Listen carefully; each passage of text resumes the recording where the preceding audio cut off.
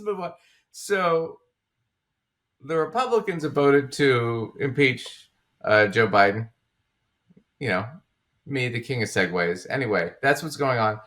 They've got nothing. There's no evidence that Joe Biden did anything wrong or illegal. Honestly, it's, in my opinion, it's just like an election year move so that they can, say during any debates and any speeches, yeah, well, you've been impeached, blah blah. It's like it's so they can try to throw dirt on him in the campaign. No, it's a kiss ass move to Trump, so that way Trump can say, "Well, I was impeached, Biden was impeached." See, it doesn't mean that's my point. It doesn't mean anything. Yeah, no, you're absolutely right.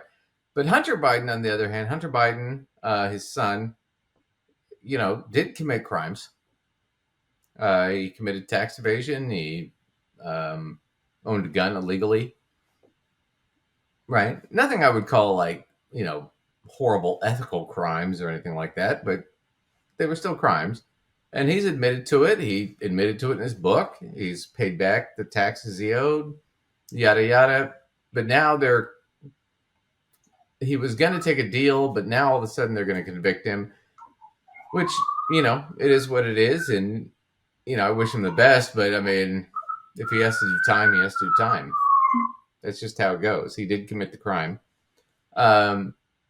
Anyway, so that's happening, but he got subpoenaed to testify in Congress, right? Because they're for this whole scam impeachment bullshit. And he said, yeah, I'll testify, but I want to do it publicly. And the Republicans were very upset about that. And I'm going to have David Pakman here kind of walk us into it. We've used David Pakman before. He's got a great show. Well, Republicans finally are getting what they want from Hunter Biden. Hunter Biden has offered to testify publicly for Republicans, to take questions, to explain his view, to be held accountable for all of the allegedly evil things he's done. Except all of a sudden, Republicans don't want Hunter Biden to testify publicly. Now they want him to testify behind closed doors. Why? Well, they tell us why. So that they can spin what happened, so that the American people can't see Democratic members of the House ask him basic questions, get straightforward answers, which will all make the conspiracy theories about Hunter and Joe Biden evaporate. Why won't he talk to us? Oh, I'll talk to you. Well, no, we can't do it publicly. We must do it behind closed doors. They are not serious people. And David is absolutely right there. That was the deal. He wanted to do it publicly. His attorneys told him to do it publicly. And if it were me, I would want to do it publicly. I want it on the record. I want everybody to know what I said, Well, I like that move because it's like, okay, you want to keep using me and the things that I've done in my past as ammunition. Right. Fine, let's put it literally all out there, and I'm going to testify, and America can make their own thoughts and their own choices and listen to literally what I have to say, as opposed to whatever you decide to pull up and throw out there. No, absolutely.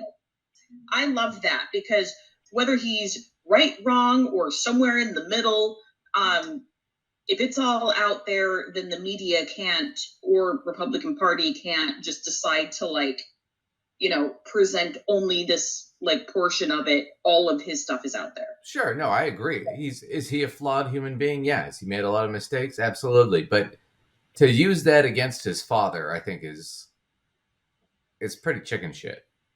Yeah. I mean, I would hate that if you tried to use, some mistakes I made against my father. That would be very upsetting. Because unless your father was somehow involved in it with you, it wouldn't have anything to do with your father. Well, it would be your screw-ups, not his, Right. Yeah, my parents should not be held accountable for the things I do. No, you're we won't say how old, but you are a fully grown adult man. You are not 16. If you were 16, then, it becomes your parents' issue. Yeah. But yeah, well, at that point, it's different. But So there's that issue. On the top of that fact, it's like this whole idea that Biden's corrupt and he's doing all this shit to protect his son. That's a little discounted by the fact that he just got indicted for all this shit. If the president of the United States, if his son, his only surviving son, is indicted, I think we can sit there and say, yeah, the legal system's working.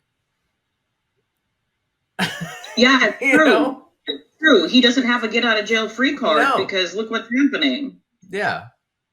Can't say that about, Bush Jr., who was president. All his crimes got forgiven when his daddy became president.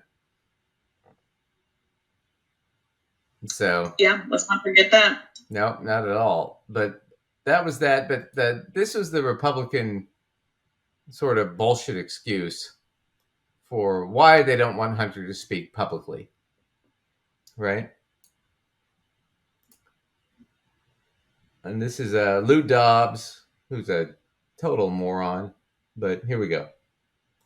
Brent Bozell is from the Media Research Center and joins me now. Oh, what are you in favor of? A closed-door meeting where you can ask him any questions you like, or an open public meeting where the public can see what's going on? Well, that's a tailored question. See, I'm not going to lie, that question in and of itself sort of cracks me up. Yeah. Because when the question gets tailored in that way, there's really only one way that you can answer that question without looking like an idiot. Well, yeah, I mean, it's... Lacey, what would you prefer? That we have an actual trial where we view the evidence, or that we murder this person who's a horrible human being and just hang him? What would you prefer? I really can only answer one way at this point, you know? Yeah, I mean, it's such a fucking bullshit question. Lou Dobbs is such an a-hole. I'm sorry. Sorry to say it. Gotta say it. Well, I think both. We understand why Hunter Biden is saying this. He wants the attention. He's pretty good on his feet, and I think he's going to be able to make this a show with all the Democrats supporting him against the Republicans. Yet the Republicans just don't have a good track record in these hearings. So I think it should be a closed-door hearing as they want, and it should be an open hearing to let him have a public say. Got it. Next one, Brent. Biden's political opponents have been censored by big tech 162 times. Yeah, Biden right. himself. All right, anyway, so... and that's a bullshit figure, by the way. Anyway, yeah, I mean, the guy gave a pretty... I don't even know if it's a good answer, but it's a tactical answer, I guess, in a certain sense. It's a tactical answer because it makes him look like an attention-seeking little kid, right? It kind of does its best to discredit him and draw attention away from the fact that what Hunter Biden has done is said, fine, you want to use me like this, let's put me out there. All of it. Absolutely. And the thing about it is like, yeah, he spent, God, I think he spent hundreds of thousands of dollars that he just took out of ATMs that he spent on hookers and coke and whatever else he was doing, right? Hookers and blow. Yeah, and I'm like, I want to know about the ATM fees. That would be my questioning right there. It's like, was it like $3 every time you took out money? And does he belong to a credit union like I do that refunds a certain amount of those every month? I sure hope so. Sure. I mean, I'd be curious. Just my gosh, just the amount of hookers and drugs he did. I'm just curious. How are you walking? I mean, such a good question. I can't even do that. I eat a pizza and I feel like a little crappy the next day. I mean, and that's without the hookers and blow. I've never done hookers and blow. I don't know. Don't think I could do it. Ooh, that rhymed. You might have the start of some good poetry going on there. Oh, there you go. It's a rap. So let's wrap this up. Chris Hayes is going to talk about this real quick, and then we'll wrap up the Hunter Biden thing. But yeah, geez, I want to know about all the hookers and blow. the president's son, Hunter Biden, who's already been charged, who had charges brought against him by a prosecutor in Delaware. It looked like they were going to come to a plea agreement. The judge in that rejected that plea months ago. We went back to square one. That U.S. attorney was elevated to be a special prosecutor who's now brought some felony charges against him for a felony in possession of a gun. We got new news tonight that there are additional tax charges, 3 federal felony tax charges against Hunter Biden. These are coming out of a California district. I think that's probably where he was living at the time. Failure to file and pay taxes, evasion of assessment, false or fraudulent tax return, failure to file and pay taxes. Your thoughts on that? I think this has been somewhat of a debacle for the Justice Department and the special prosecution. It really looks like they're punishing him for their messy plea bargaining ability and the failure to resolve it.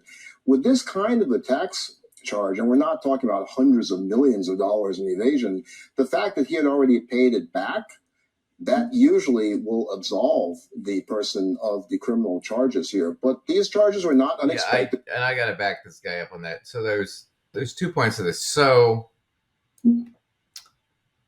and we both work with finance, and we both work in taxes, and we do that a lot. I've never, ever seen anybody convicted of failure to pay taxes, especially when they pay them back. Usually you get fines and you have to pay it back, and that's it. And it's not in order for it to even go into any semblance of a court situation, that's really rare. That's getting really far, because really the first time you just get notices in the mail about, past due tax things, and here's a new deadline before it escalates, and and if somebody pays it back, then it's just done. Right. And usually nothing happens. Yeah, usually because the IRS doesn't want to put anybody in debtor's prison, because that's illegal. Well, not to mention, it takes a lot of resources for them to have to bother to pursue things on that kind of level. Absolutely. If the person has, can just receive their notices and their late fees, fines, etc., penalties, and just pay it, then they want to be done with it. They don't want to spend all of their resources trying to pursue something that's gotten paid, essentially. Well, right. And furthermore, tax evasion is one of those things where you have to prove willful intent. Because people screw up and they forget to pay their taxes or whatever happens. But that's not like intending to. Or they do it wrong. They make errors. I'm gonna be honest with you, as a licensed tax preparer, there's this idea that if you just call the IRS, they're going to give you the answer. I have to tell you, I cannot tell you how many times I've called the IRS because I'm literally reading the tax code, and it's worded in such a way to where it can be interpreted in multiple directions, and which way it's interpreted impacts how I do my client's return and the outcome they receive. And I don't want my clients getting notices. Sometimes that happens where the IRS goes, we decided to change this, and they're getting notices. I don't want that for them. No. You call the IRS, and you know what the IRS loves to say? Well, you're the preparer, and it's your job to interpret the tax law. That's not our role. Which will make you absolutely crazy, because they're the ones that are literally going to send a notice to your client telling them they've changed it, but you called them and the IRS won't literally tell you how they want you to do it. Right. So, no, I've heard that before. Saying, it's your job to interpret it. I've heard that before. It's like, I'm not a federal judge. Right. I'm a financial advisor. I'm not a federal judge. Yeah. I don't interpret the law. I don't write it. I don't interpret it. I just abide by it. Right, and I'm trying to call you, who's going to send corrections to my clients, and asking you to tell me how I'm supposed to abide by this, right. But you got to remember, too, the IRS has been heavily understaffed. Just woefully understaffed for the last, 20 years. It's been bad. Yeah. So I feel for him. But it's like, okay, so first off on the tax charge for Hunter Biden, not something you usually convict somebody for. You'd usually he's paid it back. It's been paid. Yeah, it was like $1 million or whatever it was, but he paid it. It's been paid back. So who gives a shit? Normally, that's not something we tell. The other thing about the weapons charge, okay, so he bought a gun, and when he bought the gun, said he was not on drugs or addicted to drugs when he was, right? Also, something we don't usually convict people for. He gave the gun back after like a week. Not Right. normal things we convict anybody for. And this guy has actually nailed the point where it's like, look, if his name wasn't Hunter Biden, if he wasn't Joe Biden's son, none of this would probably be happening to him. This would have all been fucking dismissed. He'd be on probation at the worst. You know? Yeah.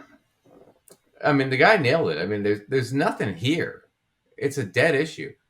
But this is all what's, like you said earlier, this is all about the election next year. We need to attack Joe Biden and make it look like, they're horrible and his family's horrible and he's all a part of it. And he's the big ringleader, right? Like he's Al Capone or some bullshit. The plea fell apart, so theoretically, everything that you were trying to resolve with the plea comes back. Just for context, Lisa, I mean, people that don't know tax law would be astounded by the insane abrogation you can have of paying your taxes that are not dealt with criminally and are basically worked out in the civil system or through negotiations. I mean, huge amounts of money. You got to really go out of your way. Very high bar for criminal prosecution of tax charge. That's right. And what I remember from the earlier proceedings, Chris, is our colleague at NBC News, Tom Winter, saying, to the extent that the Hunter Biden case reflects a two-tiered system of justice, it's that it disfavored Hunter Biden, even at the stage where we were expecting both a plea agreement and a diversion on the gun charges. There were people who thought even that was too harsh. So now that he's subject to not one, but two indictments, one in the District of Delaware and now this new tax indictment in California, I think that really thoroughly deflates the Trumpian argument that there are two systems of justice and Donald Trump is the one disfavored by it. Lisa Rubin. Yeah, I think she just nailed that. She just knocked that one out of the park. I mean, you can't sit there and say the justice system isn't working when we're tagging him for all these crimes. In fact, two of them are felonies. If anything, it's really just proving how much it is working. Right. On top of that fact, they're crimes that we usually just forgive. They're not moral crimes. They're not ethical crimes. He's not hurting anybody. Right? They're minor financial crimes, but one the gun charge, and that's it. And I'm sorry, but if you're a Republican and you're sitting there saying, "Hey, we need to tag him for the gun charge," when you're the one saying unlimited guns all the time, you really don't have a fucking leg to stand on. I mean, I can call the leg store right now. You got no leg to stand on. They won't sell you a leg. I'm telling you. Just saying. No. But yeah, no, I think that's an interesting point. I mean, this whole thing shows that if you're going to sit there and say, well, yeah, they're being unfair to Trump, or they're being unfair to the Republicans, or whatever it is that they're arguing, you've lost your ground. Because Hunter Biden's getting nailed when he really shouldn't be. If he were anybody else, it wouldn't be an issue at all because, he's paid back what he needed to pay back. Not saying that the situation was ever good in the first place, No. but we wouldn't be bothering to try to shine a light on a guy or gal that already took care of the problem. Sure. We wouldn't bother. Sure, and what we're talking about essentially, and the courts understand these sort of things, which is we're talking about a drug addict who's now clean, who's cleaned himself up, and he fucked up, and he's made amends and he's paid it back. Well, he's taking care of it in all of the legal ways in which he's supposed to. Yeah, absolutely. And he's gotten himself clean from the drug issue too, so he's taking care of that. He's essentially taking care of all the parts he can. Yeah, well, and he's had to because of who his father is, and he's got to protect his father. And it's not like his father gave him money to do any of this, right? He did this on his own. So, I mean, you got to give the guy some points. I'm just saying that. That's my whole argument on that.